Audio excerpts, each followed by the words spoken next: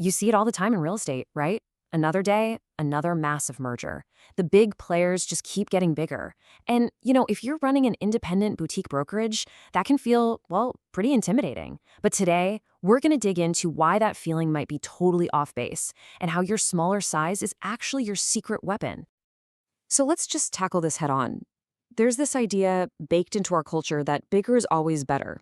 More resources, bigger reach, more power. It's the whole reason these mega mergers happen in the first place. But is it really the whole story? Especially when it comes to taking care of agents and clients. Let's challenge that idea. All right, so to really get this, we have to understand the world we're in right now. It's the age of consolidation. These big box brands are joining forces, creating these absolute behemoths that just seem to be everywhere. That's the landscape we're working with. And let's be real here, this isn't just some business headline. It has a real impact on people. It triggers fear, it triggers uncertainty. If you're an indie broker and you see two of your competitors suddenly become one giant, yeah, it can feel like the walls are closing in. And that's a completely understandable reaction. It's the classic story, isn't it? David versus Goliath. You've got the small, nimble, independent player up against this massive, hulking giant. But here's where we're going to flip the script today. What if the very thing that makes David seem small, his agility, his focus, his size, is actually the thing that lets him win? Because for all their power, these giants have weaknesses. The very process of merging, of getting that big, creates these cracks in their armor. And that, right there, is where the opportunity is for boutique firms. See, these are the hidden costs of getting huge. When companies slam together, their cultures don't just magically blend. They usually get watered down. That unique brand identity, it gets lost in the sea of just corporate blandness. Decision-making slows to an absolute crawl. And maybe worst of all, agents can start to feel like they're just another number on a massive spreadsheet. These aren't just little hiccups. They are fundamental weaknesses. Okay, so we know their weaknesses. Now, how do the independents actually take advantage of them? This next part is all about that boutique advantage, the specific ways that smaller, focused brokerages can not only compete but literally run circles around the giants. First up, brand identity. When those giant brands merge, they have to water down their message to try and appeal to everybody, which means they end up not really speaking to anyone. A boutique indie, on the other hand, can be a laser. They can own a specific neighborhood, or a certain type of client, or a unique niche, like historic homes. That kind of sharp focus cuts right through all the generic noise. Then there's leadership. In a megacorp, the CEO is this distant figurehead you might see once a year in a pre-recorded video. But at a boutique firm, the leader is right there in the trenches with you.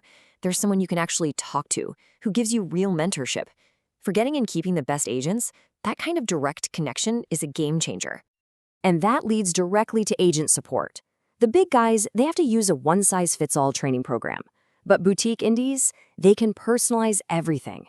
I mean, imagine having a video library of training that's made specifically for your local market, or a tech vendor who actually calls a new agent to personally walk them through the setup.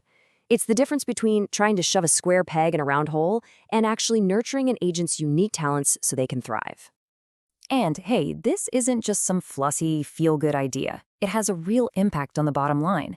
This kind of personalized development directly leads to outsized production gains. It's simple. When you help agents play to their strengths, they don't just get better, they absolutely crush it. So what about trying new things? Innovation?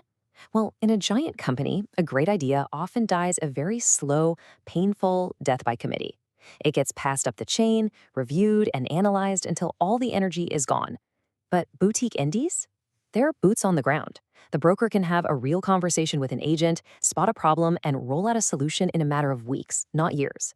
They can pivot on a dime. So when you pull all of this together, you start to see a really clear path to victory for the little guy. And it's not about trying to outmuscle the giants at their own game. It's about completely redefining what winning looks like. And this is the core idea it all boils down to. Big companies are like these massive container ships.